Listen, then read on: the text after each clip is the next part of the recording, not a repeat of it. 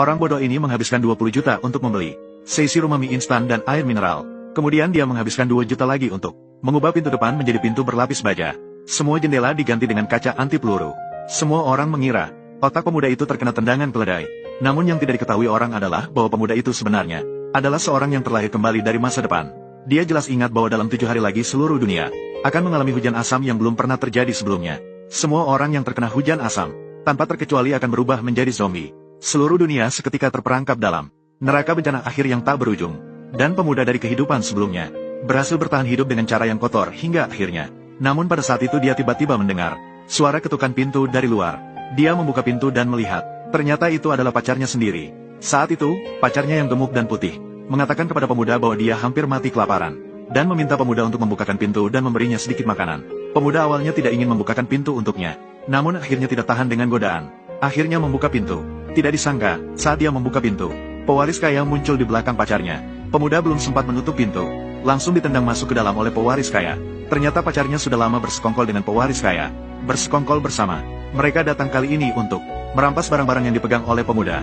Setelah menghajar pemuda, membuang ke dalam hujan asam. Saat sebelum mati, pemuda bersumpah jika ada kehidupan berikutnya, pasti tidak akan membiarkan mereka. Namun, tiba-tiba dia benar-benar terlahir kembali sebelum hari kiamat terjadi. Dia melihat ponselnya baru menyadari bahwa dia kembali ke 7 hari sebelum kiamat terjadi untuk membalas dendam kepada pacar licik dan pewaris kaya. Pertama-tama, dia menjual rumah yang dibelinya seharga 3 juta dengan harga 2 juta kepada agen properti gelap. Lagi pula, 7 hari kemudian kiamat akan tiba. Mereka juga tidak akan bisa mengambil rumah ini. Langsung menuju perusahaan keamanan top SR Group, minta bos untuk merenovasi rumahnya, menjadikannya sebagai bunker keamanan akhir zaman. Bro, permintaanmu tinggi banget.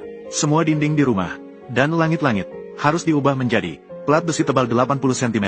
Pintumu juga harus tahan tekanan. Pintu baju besi kelas 100 ke atas. Semua kaca harus kaca anti peluru. HMPH, sistem listrik, sistem ventilasi. Ada juga sistem peringatan keamanan. Semua ini di dalamnya harus bahan kelas 5A ke atas. Kamu ingin membangun sebuah benteng tembaga dan besi, benteng akhir zaman. Kamu bilang, bisa nggak? Oke, saya akan menyelesaikannya dalam sebulan. Dalam 5 hari. Kamu pikir aku SR Group itu apa sih? Setelah selesai dalam 5 hari, aku akan tambahkan 5 juta lagi setelah selesai. Baiklah, sahabat, kesepakatan. Oh ya, aku masih ingin sedikit. Ini, oke, tidak masalah bro. Kami, khusus dalam bidang ini. Ini yang kamu inginkan. Ada semua jenis. Semua jenis di atas.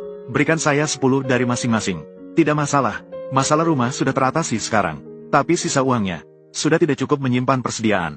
Maka si pemuda mencari lagi. Meminjam 200 juta dengan bunga tinggi. Setelah hari kiamat tiba, uang ini tentu saja tidak perlu dikembalikan.